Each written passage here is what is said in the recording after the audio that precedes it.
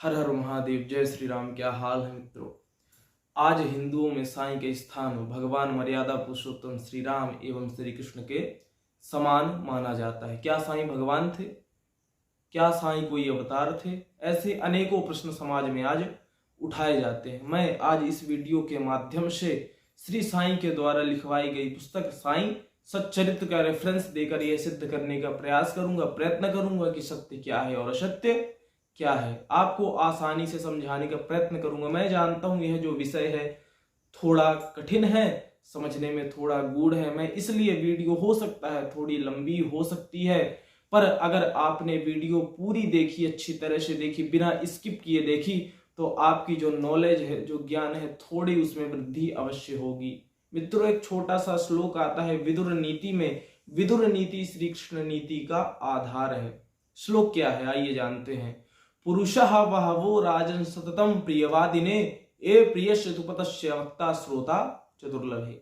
अर्थात हे राजन, ऐसे बहुत से पुरुष हैं इस संसार में जो निरंतर अच्छे वचन बोलते हैं, जो सुनने में अच्छे लगते हैं। स्पष्ट शब्दों में कहूं तो चापलूसी करते हैं, लेकिन सुनने में वचन अच्छे लगे लेकिन सत्य ना हो तो वचन किसी काम के नहीं होते हैं। और कुछ वचन ऐसे होते हैं जो सुनने में तो अच्छे नहीं लगते पर शुद्ध होते हैं, वही वचन सत्य होते हैं। ऐसे सत्य वचन कहने वाले आज इस संसार में बहुत ही कम लोग हैं और सुनने वाले भी बहुत ही कम लोग हैं। मैं मानता हूं कि आज सत्य को कहने वाला मैं आपके समक्ष बैठा हुआ हूं और सुनने वाले आप सब हैं। तो आज निश्चित रूप से हम ठीक ठाक जानकारी प्राप्त करेंगे और प्रसार करेंगे।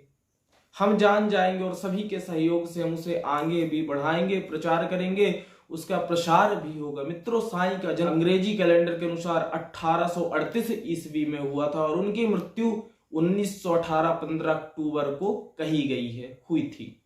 शिरडी जाने वालों की संख्या सन 2000 में लगभग 10,000 थी और वही संख्या आगे बढ़कर 2008-9 में करीब 20,000 हो जाती है। और आज के समय में लगाएं तो शिरडी जाने वालों की संख्या लाखों में है। लाखों भक्त जो होते हैं, लाखों हिंदू जो हैं शिरडी में जाते हैं, लाखों लोग प्रतिदिन दर्शन करते हैं।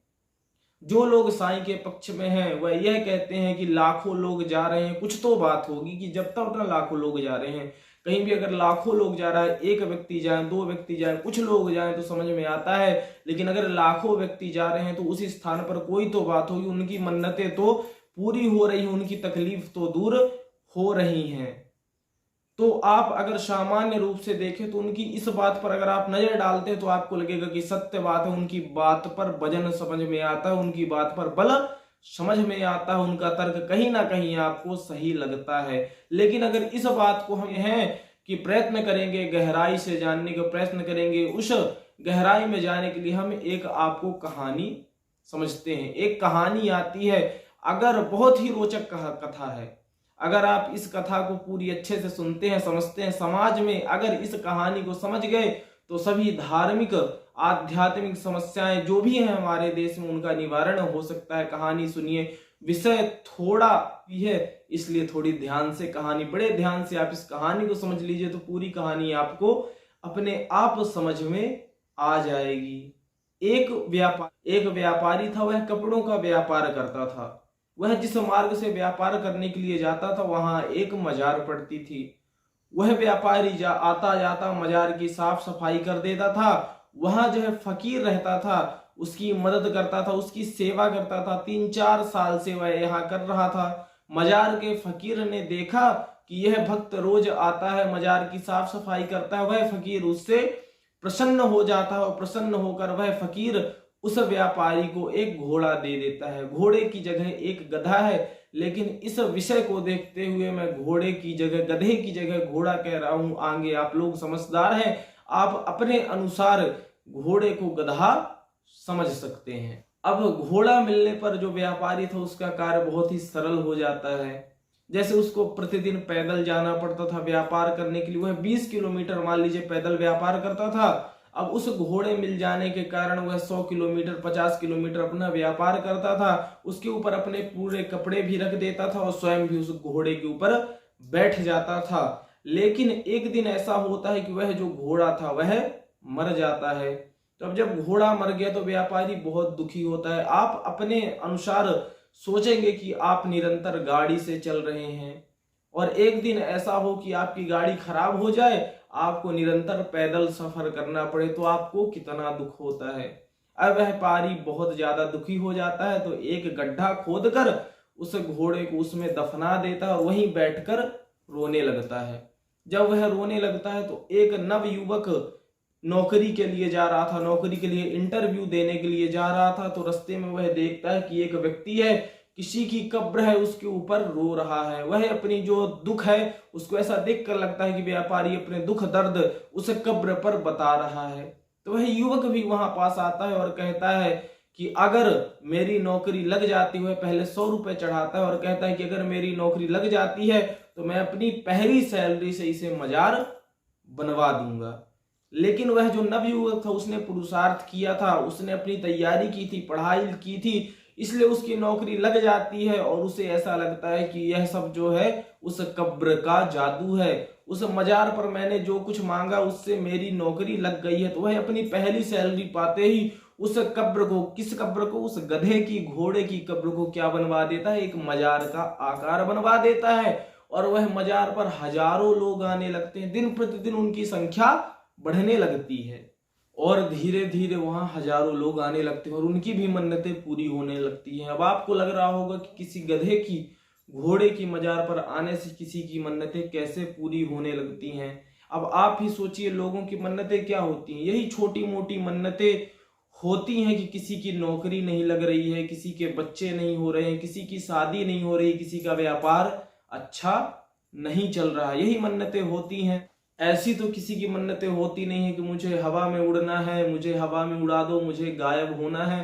तो ऐसी जो मन्नतें होती, जिन्होंने पुरुषार्थ किया होता है, अगर उन्होंने मेहनत की तो उनका व्यापार सफल हो जाता है और पुरुषार्थ किया है तो सभी कार्य उनके पूरे हो जाते हैं। ऐसे 3 लोगों की मन्नतें तो पूरी हो ही जाती हैं और बचे जो 7 लोग हैं वह बार बार वहां निरंतर आते रहते। उनमें से भी कुछ लोगों की मन्नतें जो हैं पूरी हो जाती हैं और अगर जिनकी किसी कारणवश मन्नतें पूरी नहीं हुई, जिनने कुछ ही कर्म नहीं किया है, तो सिंपल सा फंडा है, कह देते हैं प्रारब्ध में आपके भाग्य में ही नहीं था तो मन्नतें कहां से पूरी हों। एक दिन ऐसा होता है, वह जो पुरानी मजार का फकीर था जिसने वह घोड़ा इस व्यापारी को दिया था, अब वो वहां से निकल रहा था, उसी रास्ते से निकल रहा था, तो देखता है, क्या देखता है, अब एक दिन वही फकीर जो पुरानी मजार का फकीर था, जिसने इस व्यापारी को वह घोड़ा, गधा, आप जो भी समझ लें, आप समझदार हैं, दिया था, वह उसी रास्ते से निकल रहा। तो एक जगह वह देखता है कि बहुत ज्यादा भीड़ थी, एक मजार थी, तो वह वहां अंदर जाता है और अंदर जाके क्या देखता है कि वही व्यापारी वहां पास बैठा हुआ था। अब वह व्यापारी उस मजार का फकीर बन गया था और जैसे वह पुराने फकीर को देखता है तो नतमस्तक हो जाता है, दंडवत हो जाता है और अपनी सभी बात उस फकीर को बतलाता है। तो वह क्या कहता है कि जब तक यह गधा घोड़ा जिंदा था तब तक मेरी जीवनी में सिर्फ यह सहयोगी था, सहयोग कर रहा था, मेरे को भी कुछ ना कुछ कार्य करना पड़ता था, सिर्फ यह सहयोग कर रहा था, पर अब यह मरने के बाद मेरी जीवनी ही बन गया है। तब वह फकीर थोड़ा मुस्कुराता है और बोलता है यह तो कुछ भी नहीं है, जिस पुरानी मजार पर तुमने 3 साल 4 साल सेवा की है, वहां की साफ सफाई की है, वह मजार और किसी की नहीं, इसी गधे के घोड़े की मां की थी। कुछ समझे मित्रों, यह कहानी से हमको क्या समझ में आता है, जरूरी नहीं कि जहां भीड़ हो वहां सत्य होगा ही। मैं मानता हूं कि जो भी यह तर्क देते हैं कि लाखों लोग वहां आते हैं तो कोई तो सत्य बात होगी, यह पूर्णतः गलत है, असत्य है। इसे ही भेड़ चाल कहा जाता है, जिसे हम अंग्रेजी में सीप वॉक कहते हैं कि एक के पीछे दूसरा, दूसरे के पीछे तीसरा, ऐसा ही यह चक्र निरंतर चलता रहता है, तक होते और जाता है, निरंतर इसकी वृद्धि होती है। मित्रों, अब यह कथा तो आपने समझ लिया, आपको बहुत कुछ समझ में आ गया होगा। आइए अब हम प्रमुख बात पर चलते हैं, जो पुस्तक का रेफरेंस देकर हम आपको साईं के जीवनी के बारे में बतलाने वाले हैं, साईं सच्चरित्र। प्रमुख बात पर आते हैं, साईं सच्चरित्र के मैं कुछ आपको गूढ़ बातों को बतलाता हूं।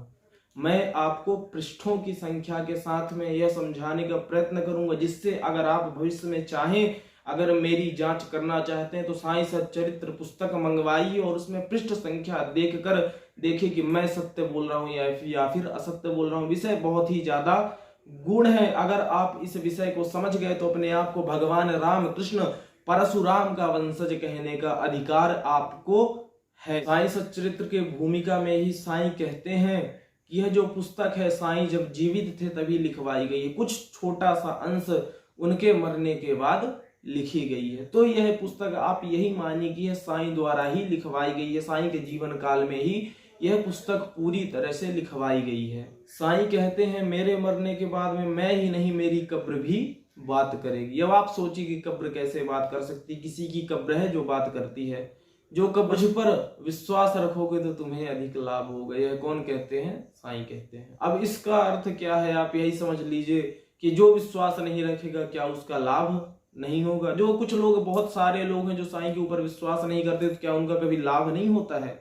आप समझदार हैं, आप पढ़े लिखे लोग हैं, तो आप अपने अनुसार, अपनी मति के अनुसार सोचिए कि साईं इसमें क्या कहना चाहते हैं कि अगर तुम्हें लाभ चाहिए तो सिर्फ और सिर्फ मेरे ऊपर ही विश्वास रखो, किसी और के ऊपर विश्वास मत करना, मेरे ऊपर विश्वास करो। भगवान कृष्ण ने गीता में कभी ऐसा कोई उपदेश नहीं दिया है, भगवान राम ने कहीं पास भी ऐसा नहीं कहा है, लेकिन साईं कहते हैं। आप सोचिए, अभी तक शांत बाबा क्रोधित होकर स्त्रियों को अपशब्द कहने लगे हैं। अध्याय 1 पृष्ठ संख्या 10। अगर आप चाहें तो पुस्तक साथ पर लेकर बैठिए और मेरी बातों से मिलान करिए, आपको सत्य का आभास अपने आप हो जाएगा। गेहूं पीसने वाली यह घटना है, वहां पर बहुत सारी स्त्रियां थीं और बाबा अचानक अपशब्द बोलना शुरू कर देते हैं। यह एक बार नहीं है जहां साईं अपशब्द बोल रहे हैं। पूरी साईं सच्चरित्र पुस्तक में आप 20 बार देखेंगे कि साईं अपशब्द का उपयोग कर रहे हैं, स्त्रियों को अपशब्द बोल रहे हैं। अब आप सोचिए, ऐसा कोई व्यक्ति जो स्त्रियों को अपशब्द कहता हो, अपशब्द बोलता है, क्या भगवान हो सकता है? जिसकी माँ भी एक स्त्री ही रही होगी, अगर उनकी बहन भी रही होगी तो एक स्त्री ही रही होगी। आप सोचिए, ऐसा कोई व्यक्ति भगवान कहा जा सकता है जो स्त्रियों को अपशब्द बोले? आगे इसी पृष्ठ पर आता है कि साईं ने बिना किसी दवाई के हैजा को ठीक कर दिया। आपने बहुत सारे सीरियल आते हैं, टीवी सीरियल आते हैं जिसमें साईं की बहुत महिमा बतलाई गई है, जिसको साईं राम कहा गया, साईं कृष्ण कहा गया है। साईं को भगवान राम और कृष्ण के समान माना गया है। कितनी जगह साईं की प्रतिमा सबसे ऊपर रखी रहती है, उसके नीचे भगवान हनुमान बैठे हुए हैं, भगवान राम बैठे हुए हैं, भगवान कृष्ण बैठे हुए हैं। और ऐसा व्यक्ति स्त्रियों को अपशब्द बोलता था। आप इससे उनकी गरिमा को समझ सकते हैं। ये तो ईसा मसीह वाली बात हो गई, बाइबल वाली बात हो गई, विज्ञान विरुद्ध बात हो गई। अब कुछ लोग कहेंगे कि ऐसा हो सकता है, तो ऊपर मैंने आपको बतलाया है कि साईं कहते हैं कि मरने के बाद मैं ही नहीं मेरी कब्र भी बात करेगी। जब कब्र बात करेगी तो अभी जो भी बीमारी वर्तमान में मौजूद है वह सब ठीक क्यों नहीं हो जाती? कोरोना वायरस क्यों ठीक नहीं हो गया? जब उनकी कब्र बात करेगी तो फिर कोरोना वायरस, जब हैजा जैसी बीमारी ठीक हो सकती है तो कोरोना वायरस तो ठीक हो ही सकता था, क्यों नहीं हुआ? जबकि साईं आज जहां विराजमान है, महाराष्ट्र में सबसे ज्यादा कोरोना केसेस वहीं ही हुए, सबसे ज्यादा मृत्यु वहीं हुई, तो अब इसको मैं क्या समझूं? आप ही बतलाइए, आप लोग समझदार। आगे आता है, साईं ने दवा देकर भी रोगों को ठीक कर दिया। साईं बहुत बड़े वैद्य थे। अगर साईं इतने ही बड़े वैद्य थे तो उन्होंने कोई किताब क्यों नहीं लिखी? अगर वैद्य थे तो बहुत सारी किताब लिखना चाहिए था। जैसे वैद्य आते हैं तो बहुत सारी किताब लिखते हैं जिससे आगे भविष्य में बहुत सारे लोगों को ठीक हो सके, उनको मदद मिल सके। साईं अपने जीवन के ऊपर तो किताब लिखवा लेते हैं, लेकिन जो वैद्य थे, अगर इतने बड़े वैद्य थे तो उनको एक कोई पुस्तक तो लिखवानी चाहिए थी ना। साईं स्वयं भी जीवन पर्यंत सर्दी एवं जुखाम से पीड़ित रहे। उनके पेट में अनेकानेक गांठें थीं। और विशेष बात यह है कि अगर साईं इतने बड़े वैद्य थे तो स्वयं का हाथ तो ठीक कर ही सकते थे। एक बार साईं का हाथ पूरा जल गया था और जीवन पर्यंत साईं उस हाथ पर मरहम पट्टी करवाते रहे। मान लेते हैं कि वह भगवान थे, स्वयं का कष्ट दूर नहीं करते थे, लेकिन विशेष बात यह है कि जो उनका एक परम भक्त था जो मरहम पट्टी उनके हाथ पर करते थे, भागो जी, वह पूरे शरीर में कुष्ठ रोग से पीड़ित थे। उनका पूरा शरीर सड़ गया था, उससे दुर्गंध आती थी। साईं जी के परम भक्त थे तो साईं अपने परम भक्त का कष्ट तो दूर कर ही सकते थे। जब उनके शरीर से कुष्ठ रोगी थे, दुर्गंध आती थी, तो उन्होंने इतने बड़े वैद्य होकर भी साईं ने अपने परम भक्त का दुख कष्ट दूर क्यों नहीं किया। यह सब इसी पुस्तक में लिखा है, मैं कहीं से नहीं बोल रहा, मैं कभी भी असत्य का सहारा नहीं लेगा, मैं सत्य ही बोल रहा हूं। यह सब इसी पुस्तक में लिखा हुआ है, साईं सच्चरित्र। आप एक बार अवश्य मंगाइए यह पुस्तक और अवश्य पढ़िए।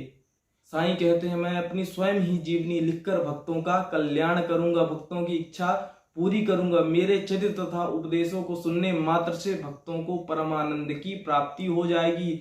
अगर सुनने मात्र से परमानंद की प्राप्ति होगी तो करोड़ों भक्त हैं, उनमें से हर दूसरा तीसरा व्यक्ति दुखी है, हर घर में दुखों का अंबार है। अगर ऐसा होता तो साईं के हर भक्त को परमानंद की प्राप्ति हो गई होती, पर ऐसा नहीं है। जब लोगों को किसी पर श्रद्धा अधिक हो जाती है तो सब अच्छा ही लगता है। अगर कोई शराब पी रहा है तो उसे जूस ही दिखाई देता है, वह अंधा हो जाता है। इसे ही अंधभक्ति कहते हैं, जो आजकल बहुत ही ज्यादा चल रही है।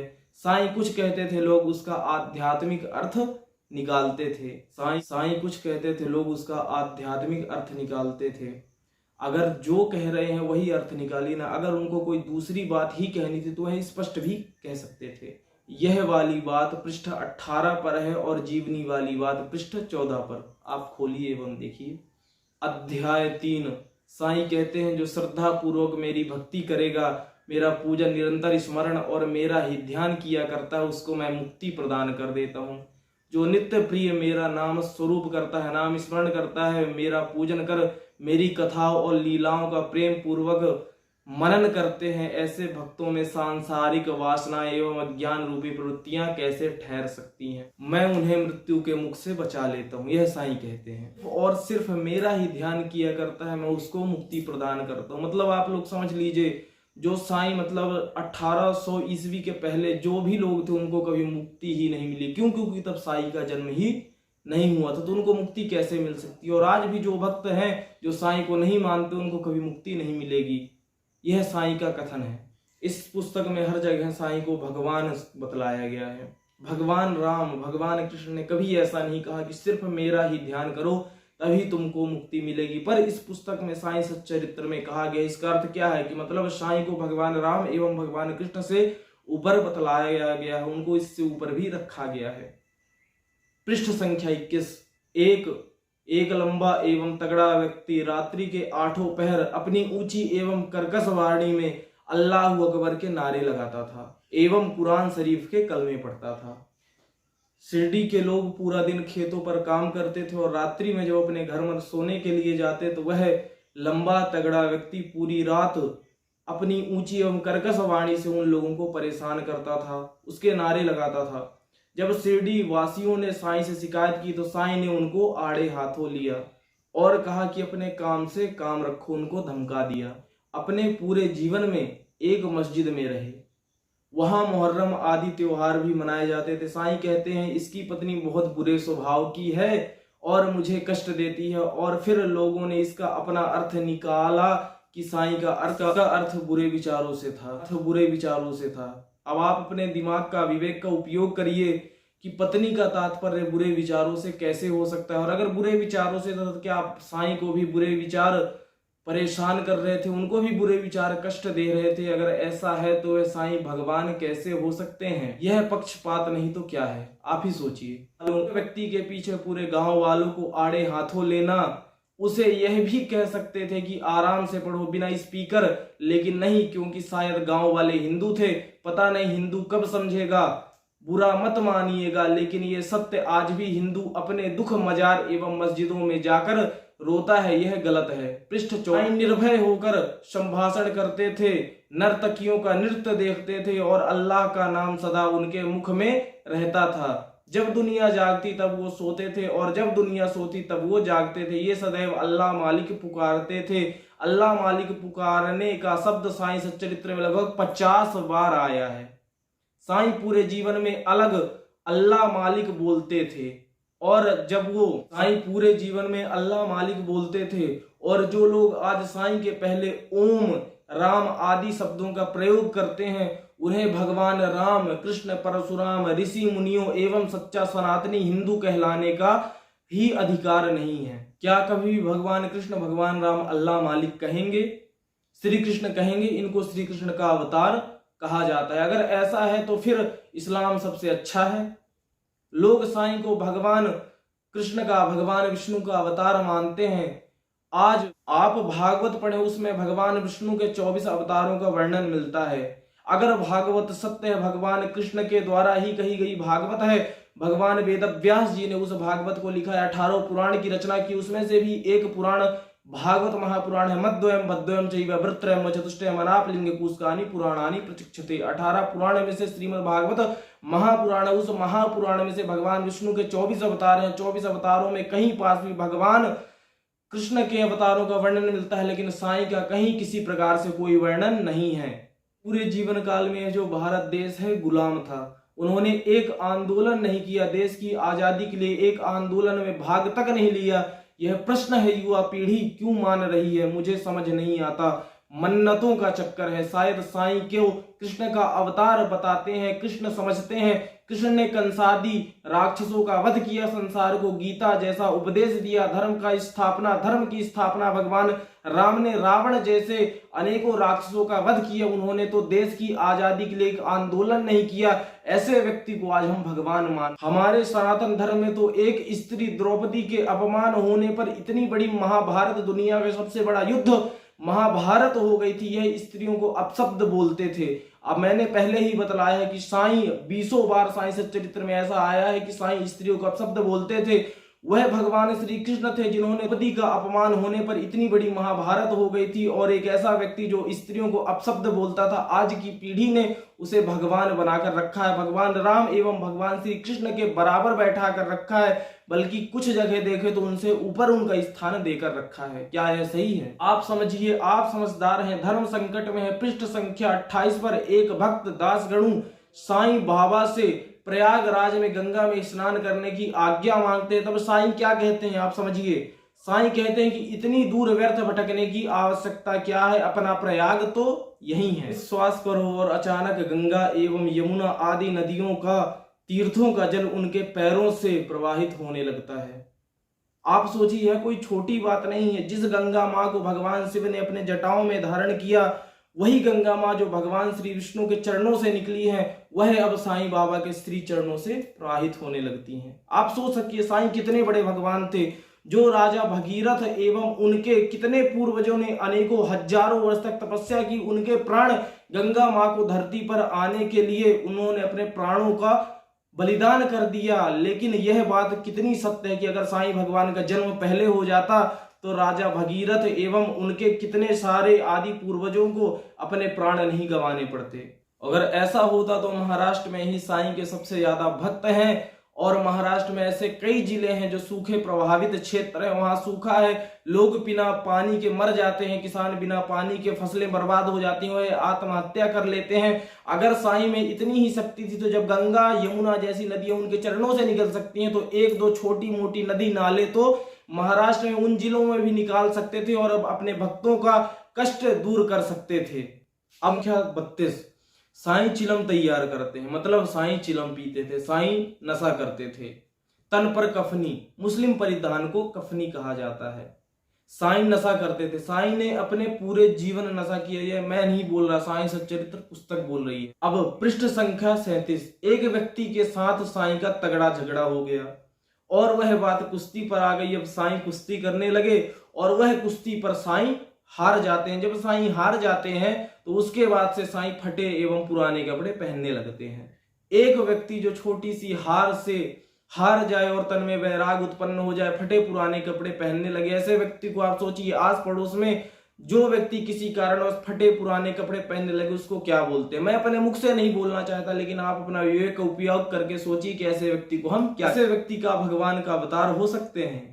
आप सोचिए। पृष्ठ संख्या 38। साईं के पास एक चिलम, तंबाकू, एक तमरेल, कफनी सिर के चारों ओर लपेटने के लिए कपड़ा सटका रहता था।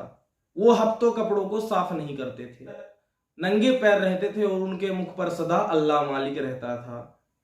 पृष्ठ संख्या 45। रामनवमी के अवसर पर थोड़ा सा गुलाल बाबा के आंखों पर चला गया और बाबा एकाएक क्रोधित होकर अपशब्द कहने लगे। जो भगवान है बाबा, जिनको साईं का अवतार कहा गया, उनके सारे भक्त खड़े और सभी भक्तों को एकाएक बाबा क्रोधित होकर अपशब्द कहने लगते हैं। यह भगवान थे बाबा साईं। बाबा को शांत करने जाता, बाबा उसे कोसने लगते, ईंटों पत्थरों से मारते। एक भक्त तात्या का साफा बाबा ने उतारकर उसे आग लगा दी। लोगों को धक्का मारने लगे, सभी भक्तों को धक्का मारकर भगाने लगे।